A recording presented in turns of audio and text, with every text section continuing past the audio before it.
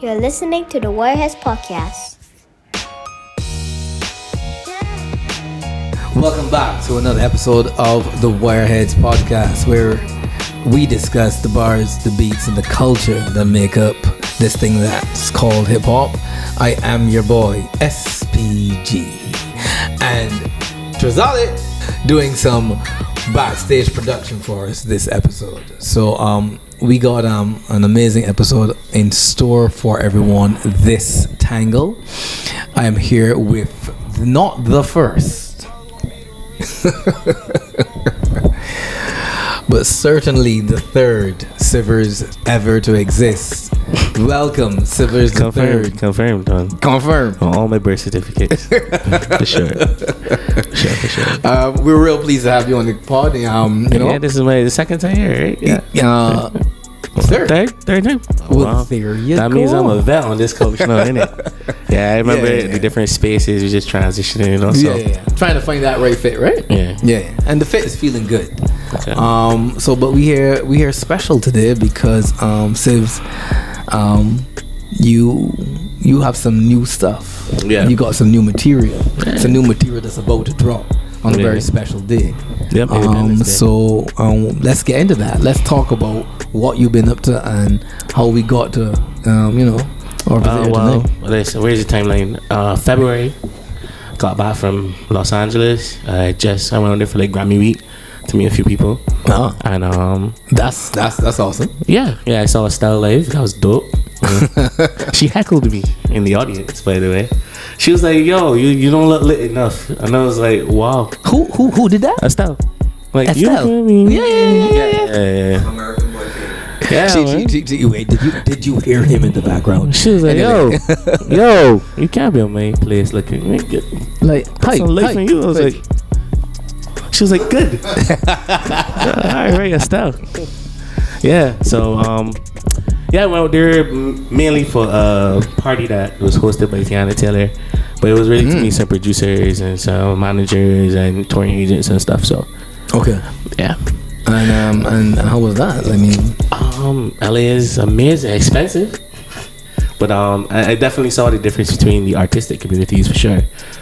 They had literally like open mic night going on almost every night, even on like Sundays, and it was just everybody there, A&Rs, label heads, Capitol is right down the road. I think it's Capitol or Virgin, one of them I can't remember, but one of the big labels is there where it was staying. So it was nice being immersed in the culture. I stayed out there for like a week or two, came out to Barbados, and just trying to readjust. It's not as fast paced, after trying to readjust after 2 weeks, B. I mean, it's just like you go there, like there's always a restaurant check out, there's always an artistic spot you could look at, there's always somebody in the studio writing, and it was a shout out to some of the people I met out there. Like, they were very inviting, and like if I had more time, could come in the studio. And sounds like that world is extremely and persistently alive. Yeah. I feel here in Barbados is kind of like, and this is no offense to any musicians or anything, it just has kind of like a hobby vibe. You know what I mean? Like, I do this on the side, I do this in between. I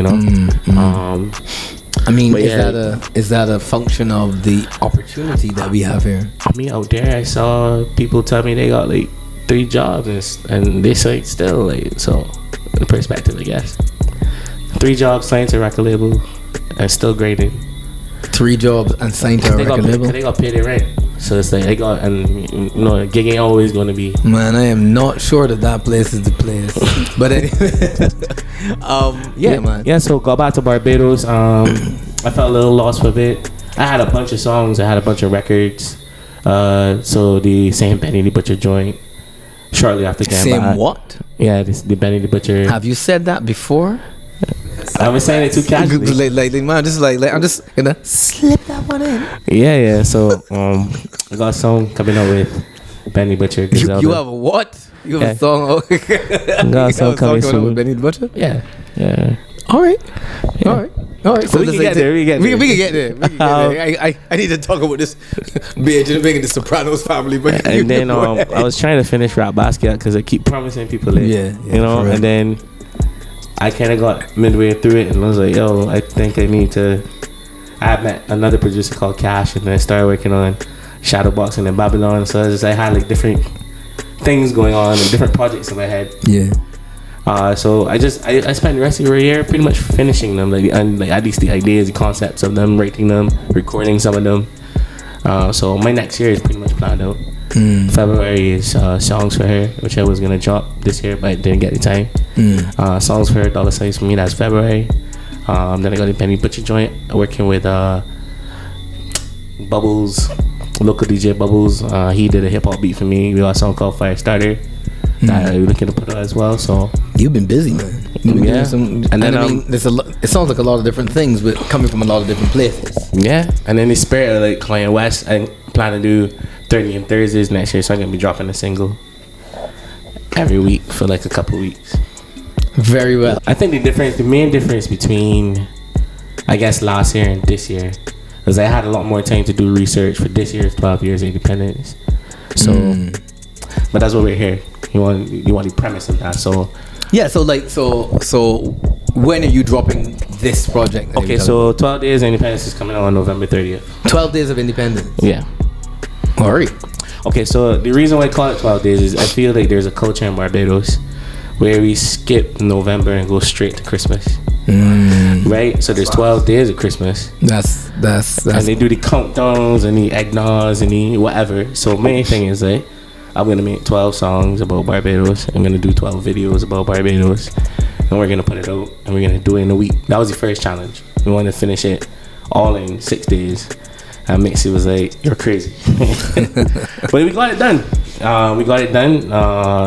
We shot videos all different parishes, and there were more freestyles. I didn't really have time to like write about anything. It was more like mix or make the beat or play the loop. Do you like this? Yes. Right. Record. Next. You know. This time around, that's why every project on the 12 days, when you see it, is gonna be one word: sugar, Bamsey, because it's like.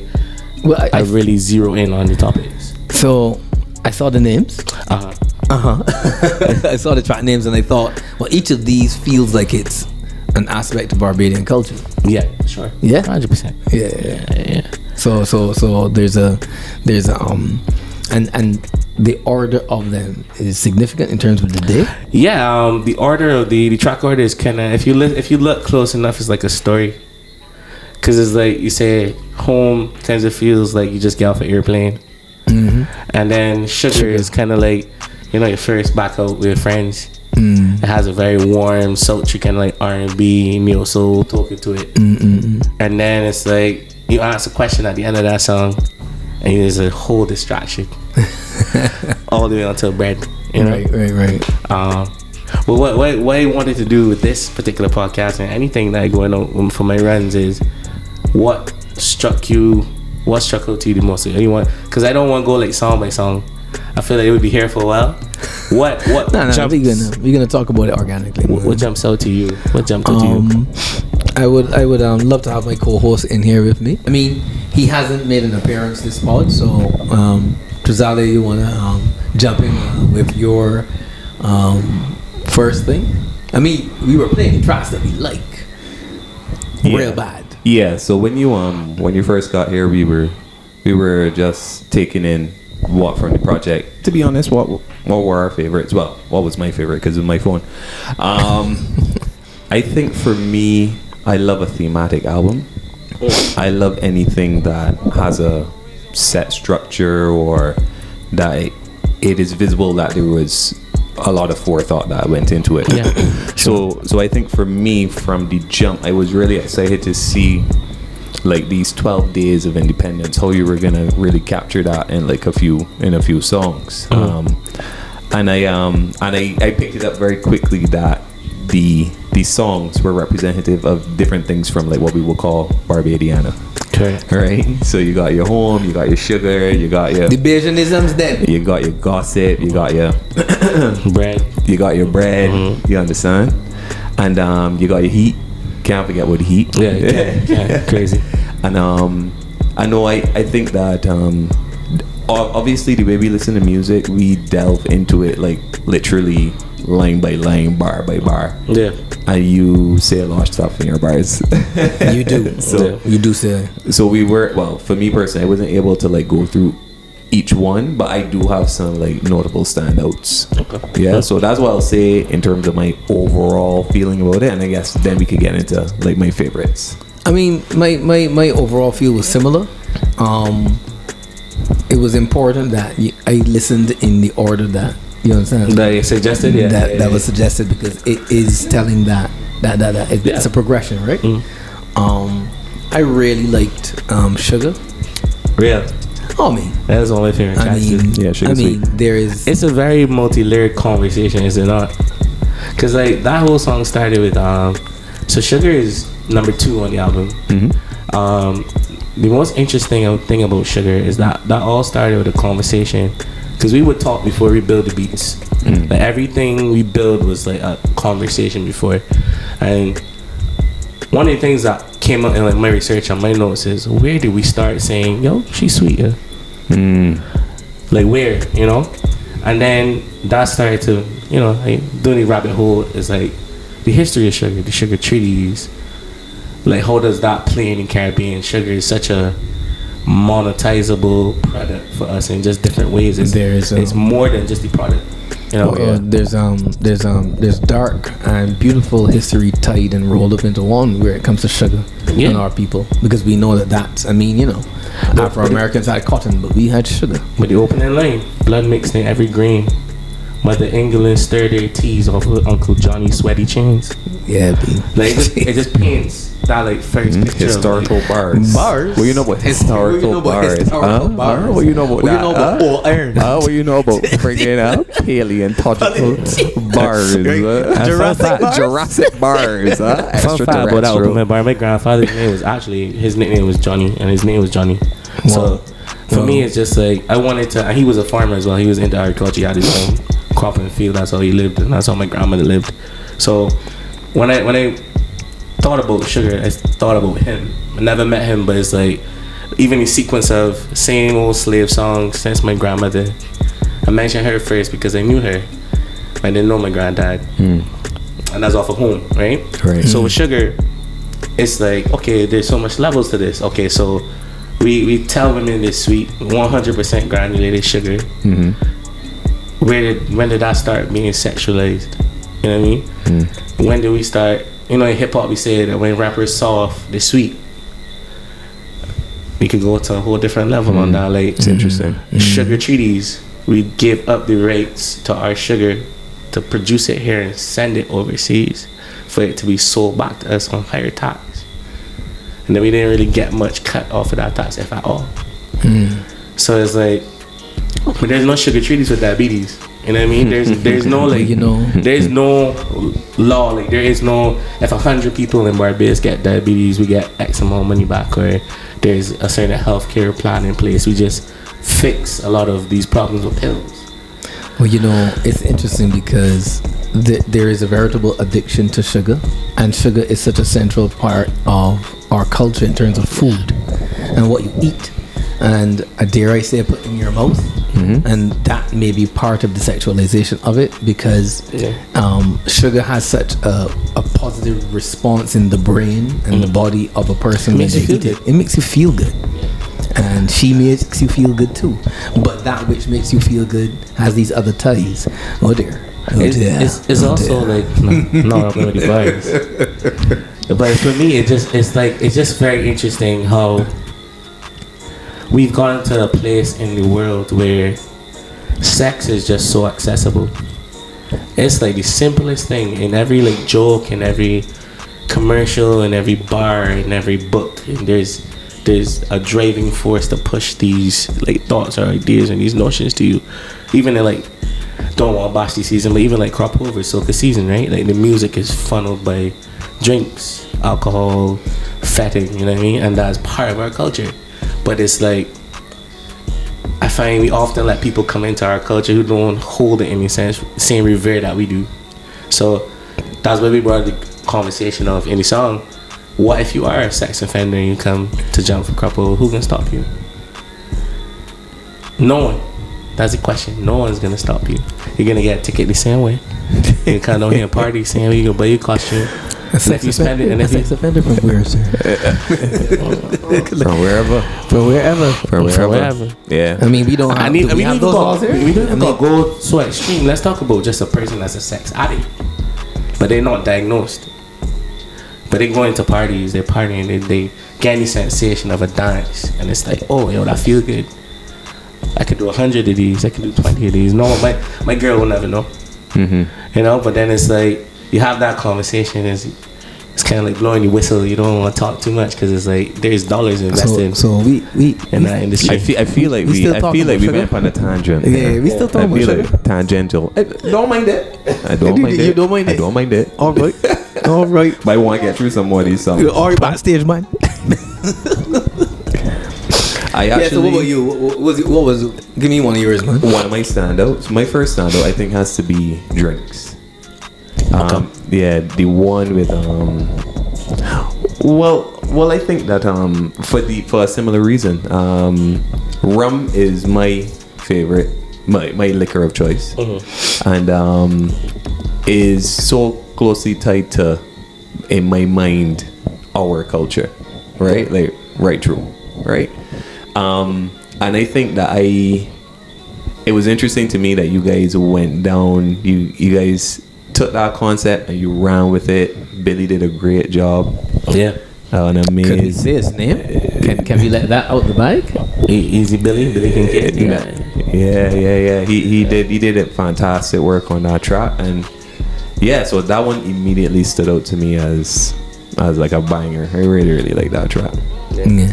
I wanted to have a hook that was reminiscent of like old soca party songs. Very simplistic hooks, but like the content is definitely inside the verses themselves. Like, so drinks was just that, you know. And one of the reasons why I use features this time around is because when I listened to the last 12 Days project, it was just like, yo, my voice really pierces a lot. So sometimes it's hard to listen to me over a long period of time. So, and you know, as you grow, creating albums for me started to become like, and I got this from Tef, by the way. I started to look at people's voices like instruments. They are. Because he always told me that I like shooting in studio sessions, like, yo, like, I put verses here, little weird voices here, because I'm not just making a song, I'm creating an experience, right?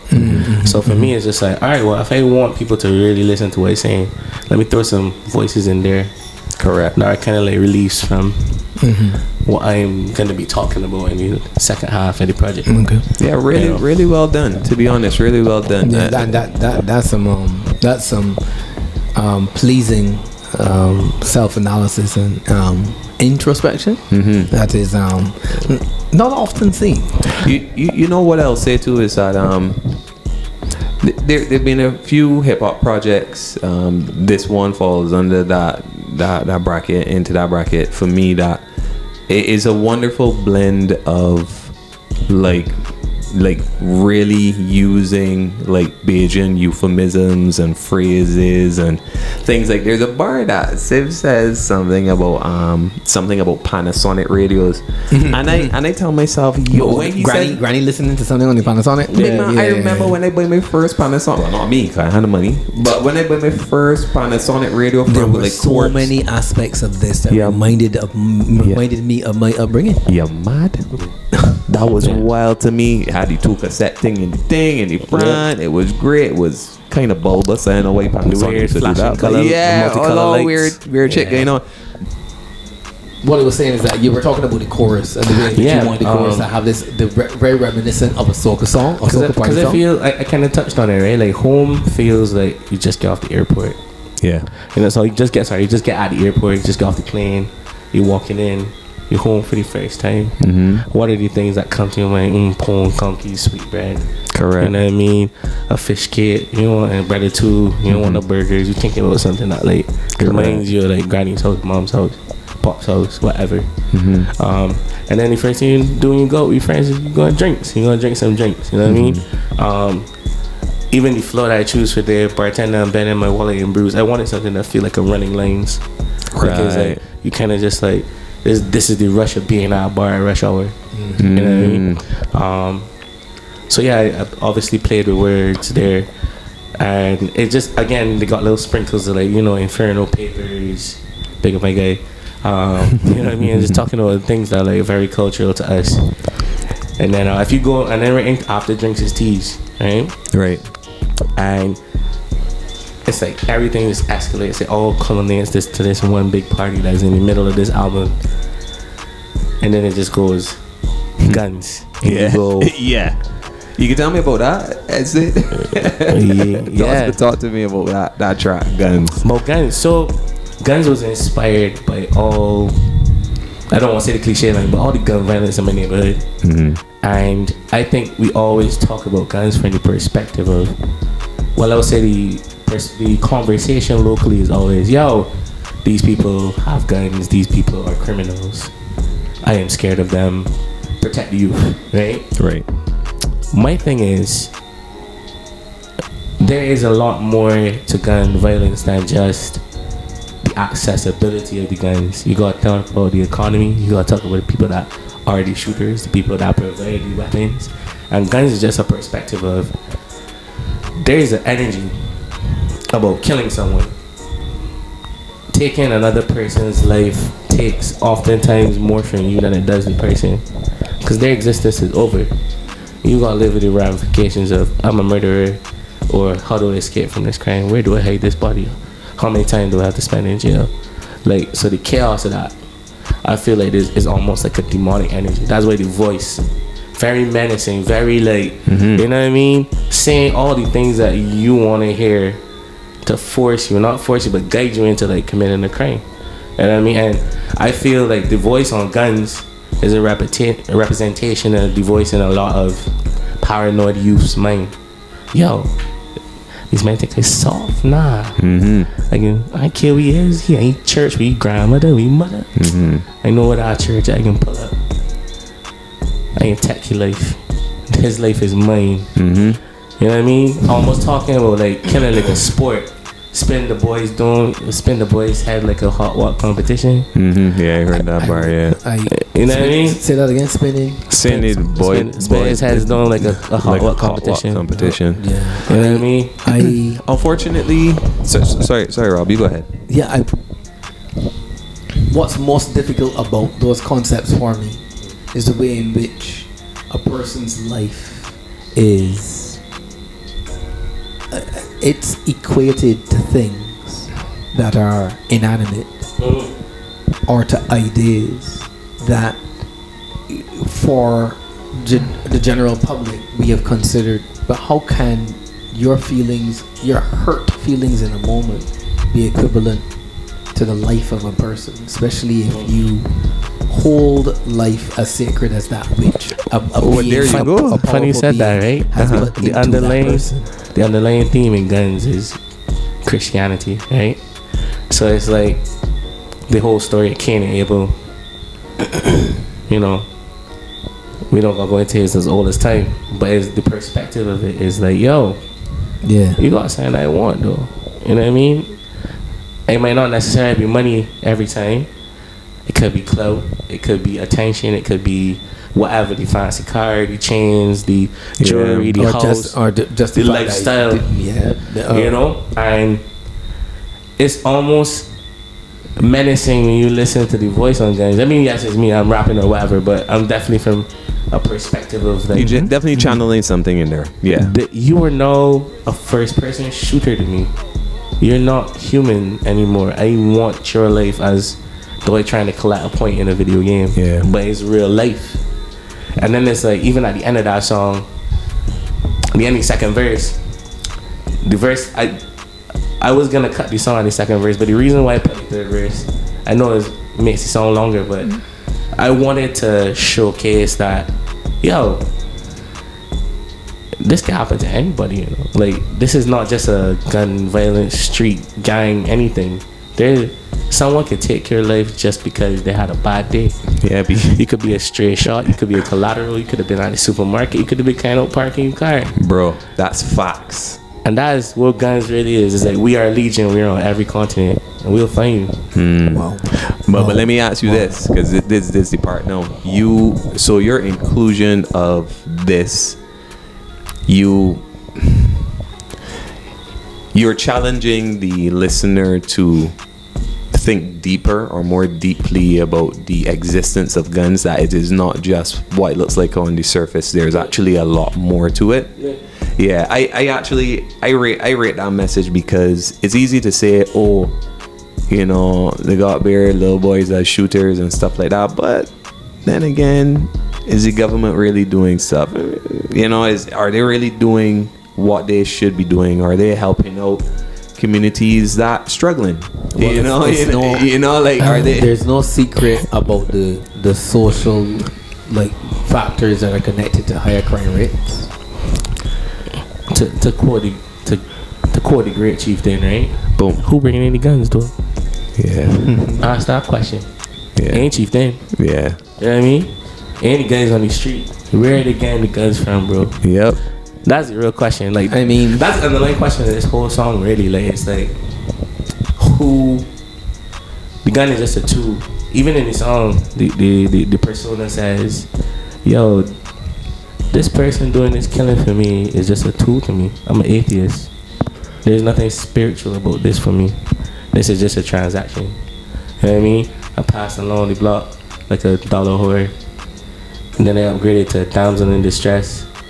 Just the whole thing of like, as you go up culturally, it turns from, oh, this is an assassination, oh, this is a street killing, goes down the level, oh, this is just violent crime, it's random. But is it really random?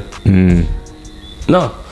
Yeah. You know what I mean? But a lot of us just like, the sad part of Barbados is there's so many things going on a social, economic, and then personal level, that these are all things that just like, you know what? I ain't street life. I ain't got nothing to do with me. I got school fees due. You know what I mean? Like, I got mortgage due. Yeah, that's facts. That's facts. All right, so let's move on, because that's some tough stuff. Deep, heavy. Well, I want, you know, I feel like I should be in, like, you know, psychiatrist chair. You got me feeling a little kind of way, Sivs. But I wanted to ask you about this record, Bamsey. Okay.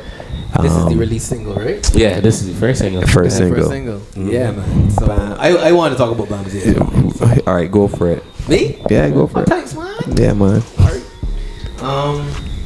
Well, first of all, that sample though. Okay. So we were digging through a bunch of all public work, like public things that have now become public domain, obviously. So like all the Bajan bus stop stuff. Like, I think some of Jackie Opo's catalog is also in there or whatever. And I was just like, that song came out, and I remember it very vividly from my childhood, right? But it's only when I remember when every time she come down, yeah, she looking so good. Right. But I did not know that the other part of that song is when they get down there, them is trouble me. Correct. And I was like, yo, did I blank that out as a kid? Because I did not remember ever seeing that part. Yeah. So I was just like, yo, in a very like modern world, you know, obviously I'm well spoken, I'm well read. Like, I know the vibes. I listened to this song and I'm just like, yeah, how was this on TV? Yeah. How was this? Who approved this? You know what I mean? This is CBC. It was a different this is time. not. This is not like. But it was a different random. time. Yeah. I guess there was no internet back then. Time? Is it really a different time? This is a different time. Yeah. This is a different time. Yeah, this is a different time. You know that Barbados is still an ultra conservative. It is. But the reason why I think it's a different time. Well, I know it's a different time is because it would go out there and it would still be ripped to shreds. Back then, it would have just been, you know, par for the course. There's normalcy. There was normalcy back then when it was put up. No one questioned it. Well, you don't think that there is space given for this song to exist? You know, persons have a way of doing this thing where they're like, oh, I'm very much against a particular thing. You know, this is bad, this is immoral. But that's a part of our folklore. Yeah, it's a folk song. It's a folk song. On record, Yeah, it's a part of Barbadian history, and it doesn't mean that it's not problematic. It doesn't mean that it isn't problematic, but I'm saying that they give that thing the space that it needs to breathe. Right, and you leave it in the past. And that's my thing. You'd be surprised. You Like leave it in the past. that wasn't even one of the wildest excerpts that I came across. That was just I'm the sure one it that I wasn't, stopped on. Yeah. You know what I mean? Like, just from an artistic perspective. Yeah. But for me, it's just like, we were gonna make that song regardless of the soundbite, because we already had the idea for the rhythm. Yeah. You know what I mean? Musically, it's already been built. Like, so, but for me, it was just like, I'm gonna take an excerpt from something, and I'm gonna see if people are gonna dig deeper and figure out what this song was about. And if they're not, it will be the same equivalent to Outkast, Hey Ya. You can listen to this song, you can party to it, or you can research the origins of this sample and be like, yo, that's kind of heavy, bro. Yeah. Yeah, what was going on here? But what do you care about, though? You care about saying hasta luego, viva la vida, touch, or do you care about the fact that the other half of that sample is, yo, I am going to sexually assault someone now, and no one can tell me anything about it. Not your mother, not your sister, not your brother. Not us personally, but I mean, the people Right. you know what I mean? I get where you're coming from. That is said, I'm gonna tell. crazy. Yeah. Those are the verses in the song. Yeah. Yeah, but evidently she I can coming tell down here every I can day. tell my mother on you or Yeah, I something. can tell Cause my mother, you know, you. right, correct. Yeah. And that in of itself is even creepier, because if she's telling her mommy, does that mean that this girl is kind of young? And the hole just gets deeper It's a deeper and deeper hole. Yeah. But Bamsey really is just a high energetic song, though. Like, at face value, you know, a very. We made the joke that this is just the consensual response to that song. Yeah, no, for sure. Like, even in the lyrics, like, I wouldn't even. Like, I'm so precise about what I rap and say. Because what's so interesting about that generation is just, it comes from a place where it really does show you the mentality on women and how we view women from a historical perspective, from a cultural perspective. Yeah. It's like, yeah, man. Regardless of what she wants, I can get what I want. And that's What crazy. She wants, who she was, how old she was. But it felt very much like it's about possession, like, but we can do with you what we want. Yeah. And that's a problem. Yeah. We don't condone that. The counter to that is that Bamsey is really a song that, like, it has nothing to do with the original connotation of it. It's just a simple vibe of, like, yo, I see this person in the party, she looks great, I want to dance on her. Can I have a dance? And that, like, isn't necessarily a verbal thing. Sometimes it's be a body language thing. Sometimes it's be a, yo, you need to really pick the point. Like, is she able to touch? She snap. Is this time for you to really push up your hand?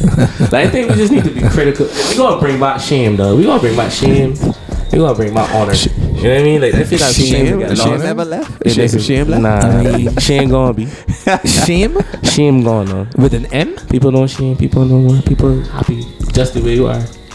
Well, fair enough. Shame gone though. Shame gone. Honor gone though. Shout out to Bajan Tube. I won't go for this. You want to keep going? We gotta talk about this song. Okay, cool. Talk to me about games. Okay, so Like, because I need you. You talked about songs that had an impact on us, and when games was finished, I was like, do I need to pull over? Because it was, you know, I listen to my music in the car. Do I need to pull over and take a break? Take a break from driving? for the listeners, right, From who have not heard Games yet, Games is a song about a Barbadian man that has been horned, you know, that has been cheated on. He has been done completely dirty on all levels, and he don't bad. He don't real bad. And the deeper conversation about Games is everything is funny until you are not involved with it. Sorry, everything is funny until you are involved with it directly. You know, it's like, it's that culture of, if you go to a bar, you know, your friends, and this man drinking heavy, he just slurring and screaming out his story. Yo, I get horny. My girl cheat on me with 10 men. You would just be there like, whoa, what's going on here? There might be a person in the group that might chuckle, might sneer at that because, like, oh, it's theatrical. There is a connotation. I don't want a stigma. I don't know what to call it, but there is an idea in this society where it's like someone's pain is no comedic. Like, my suffering has no become a joke to you, because it doesn't affect me. But like I said, how it twitched. How You it sound quickly- like you got some serious commentary on some recent things in Barbados, boy. Oh, by the way, everything in games is like a true story. It's just a bunch of true stories that I pinned together. That you pushed it. But it's just like I had to pin them together because one, I'm not out here trying to expose people's business, none of that. So, but it's just like it's crazy to just see that we just live in a time where that would be funny to everyone in that room until you find out that boy, the man get cheat on and he cut the brakes and the girl crashed the car. Somebody get hit by that car and you find out that's your mother. Find out that's your sister, your brother. It ain't funny no more, right? And that's the deeper message to game. It's like always be able to put yourself in somebody else's shoes in Barbados. You don't know why Ninja Man is Ninja Man. You know what I mean? You don't know why Mia Molly is Mia Molly. You know what I mean? Yeah. It really is like that old. Every song really is like a folk tale in a sense. Where it's like there's a deeper message to all of these songs. And it's either you a can deeper connection to Barbadiana in some way. Yeah. Because we got a lot of complex issues, but we just look at it like that's life, man. So what you really talking? What you're really saying to me is that you're putting forward an anthropological piece of work, sir. a treatise on Barbadian culture, right? Yeah, essentially. Within a 12-day span. Yeah. Right. Why one has always begun on about Christmas though? We's Bajan doesn't just because it's close to Christmas doesn't it deserve the time? I think it just stems from a deeper part of like we don't love ourselves as a people. You know what I mean? And that's like a cool thing to say on the internet. Like, you don't love yourself. Oh my God. You need to heal. Self-love, blah blah blah. But I mean, like no, but literally, like yeah, it starts to feel like buzzwords that people just string together. When they say when an elder dies, it's like a labor burns, right? Right. So that's the line that I reference in the song. There's just fires everywhere, bro. Like people are dying, and there's things that are being lost that we can't get back already. Yeah. So what about the stuff that we still got a chance to save? And that's what we talking about. I felt that. That's powerful. Yeah. That's What powerful. what about the things? What about the people? What about the organizations? What about the concepts that we can we save in time? Well, You know, because in a couple of years there might not be people that can make cuckoo.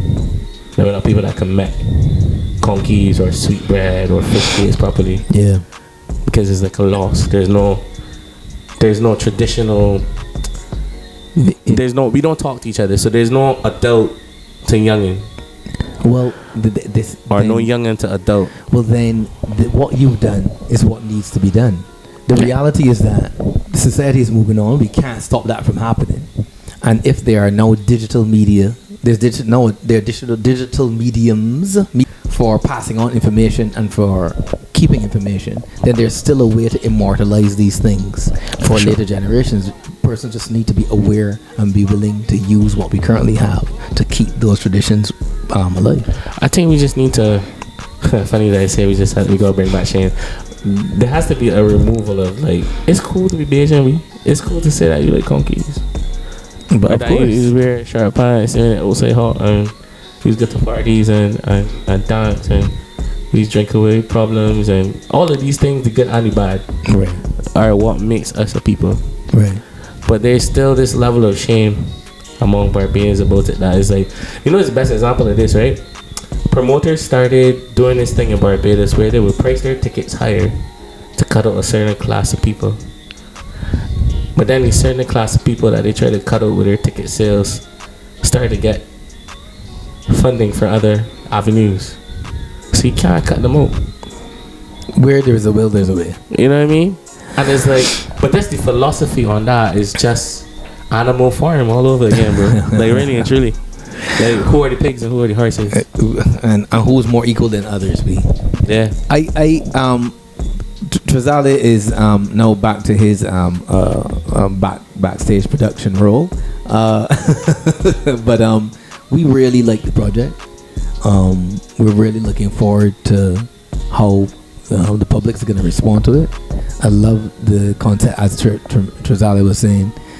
It's you put real thought and real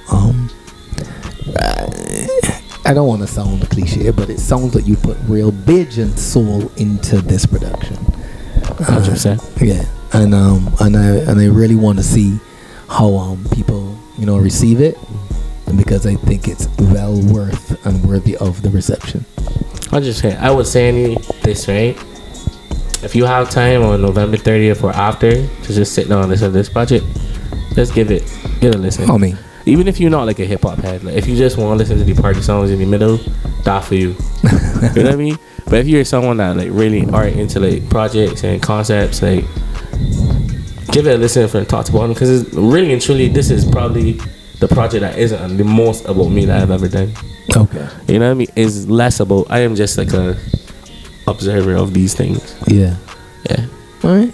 So give us the deets. What is? Okay, so the release date is November 30th. So it's coming out Independence Day, Republic Day, whatever you want to call it. And yeah, it'll be everywhere. 12 days of independence, right? 12 days Independence Project 2023. All right, well, and it can be found. You can get on iTunes, you can get on Spotify, you can get on all the streaming platforms. Awesome. Yeah. Talk to me about this Benny the Butcher track. Okay, so I mean, I didn't. Right. Yeah. We bought a beat pack off of a producer, and some of these tracks came with like verses and hooks on them, right? We found a beat that had a verse on it, but the beat was cool, but we thought we could go with a different direction with these, because I always have a thing about making songs out of things, and I wanted to be okay. I was like, Mix, we're gonna make this like a Pusha T kind of like Kanye vibe, and I'm gonna come in and let Benny run first, and I'm gonna build this thing, because it's always called Hood Famous. It was on the original track, so the beat that we heard that had that verse on it, that's not the beat that I rapped on. MIXY built a new beat from scratch. Yeah, so we took that verse, put it on a new beat. Obviously we got the rates for everything, right? And then a lot of it was just the paperwork and everything in order. All right, Mix. No. Yeah, and then we built the concept Hood Famous. So this song is about how capitalism has turned the hood into a tool to make money for them. Well, like whether it be capitalism doesn't. Yeah. You know, whether it be a Jizz that's a billionaire, or your Pusha T's that's got the dreads. There's a culture of we can pump the hood of ideas and creativity, and there's some cool bars on there too, to be honest. Well, I mean, I would expect. Yeah, so when is that dropping? I can't say. Oh, okay. I don't know. There's some. It's just more of a timing thing. We got like a lot of. There's projects. some hood secrets. Yeah. I can't say. You see, that's because I got a record like saying things on, I can come this day, right? And then minutes be like, yeah, dog. Guess what? 2021, though, happening. I want that project that you promised me, though. I ain't hearing resources for this. Song's finished, so we can. Yeah, but it was dope. It's definitely dope. It's gonna be interesting navigating that and having like an international artist on a track, and then dealing with the publishing that as an independent. So I'll see how it goes. We'll see how it goes. Yeah. This has been your guy, the S to the P to the G, and our boy Trezale in the background. You can shout out. Yo. And we have had SIVERS the Third. Yes. Yeah, back on the pod, promoting his album, November 30th. 12 Days of Independence. You gotta listen to that. We've been here and we will be once again. This is the WireHeadz podcast. We out.